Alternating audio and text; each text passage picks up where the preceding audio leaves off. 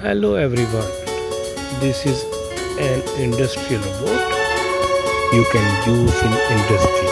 It is having IP camera, robotic arm,